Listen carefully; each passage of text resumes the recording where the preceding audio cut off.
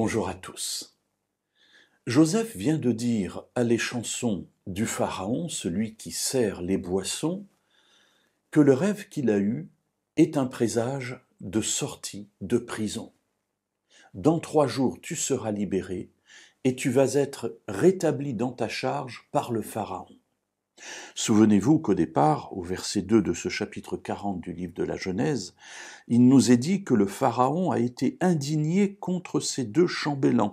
Alors on ne sait pas exactement quel est le sujet de l'indignation, mais le verset 1 nous dit qu'ils ont offensé leur Seigneur.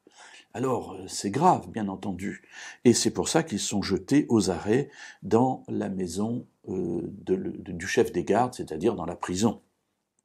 Et voilà que Joseph vient de lui annoncer une bonne nouvelle. Il lui dit « Le rêve que tu as eu signifie que dans 3 jours, tu seras rétabli dans ta charge. » Et Joseph termine cette explication qu'il reçoit de Dieu par un appel.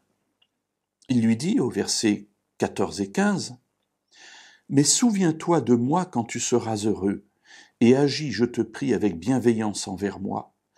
Rappelle-moi au souvenir du Pharaon, et fais-moi sortir de cette maison, car j'ai été enlevé au pays des Hébreux, et ici même, je n'ai rien fait pour être mis au cachot. » Alors c'est intéressant la méthode de Joseph. Joseph ne fait pas cela pour en retirer un avantage. Mais lorsqu'il se trouve dans une situation où il peut avoir un avantage, qui ne détruit pas quelqu'un, qui n'est pas un avantage qu'il prend pour lui, mais dont il dépouille quelqu'un, eh bien, il profite de la situation pour essayer d'avancer dans sa vie. Mes amis, il n'y a pas de mal à cela.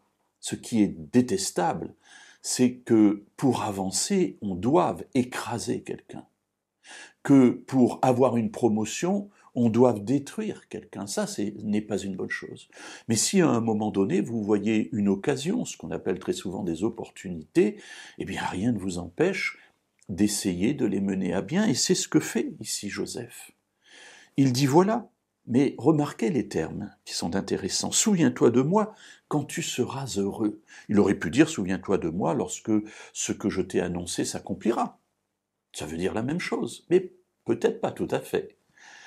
Ce que je t'ai annoncé va te rétablir dans ta charge, c'est-à-dire que tu vas retrouver ta dignité, tu vas être heureux.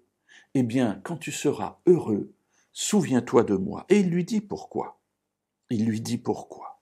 Rappelle-toi de moi au souvenir de Pharaon, fais-moi sortir de cette maison, de cette prison. Parce que moi j'ai été enlevé de mon pays.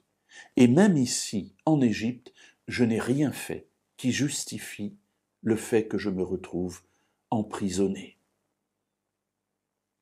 Joseph exprime de manière très claire, très simple, ses besoins, ce qu'il désire, ce qu'il attend de l'échanson. Quand tu seras heureux, ne m'oublie pas. Mes amis, sans doute avez-vous dit ce genre de phrase à plusieurs reprises. Qu'est-ce qu'il en est sorti? Nous verrons demain la suite de notre récit, en tout cas pour ce qui concerne Joseph.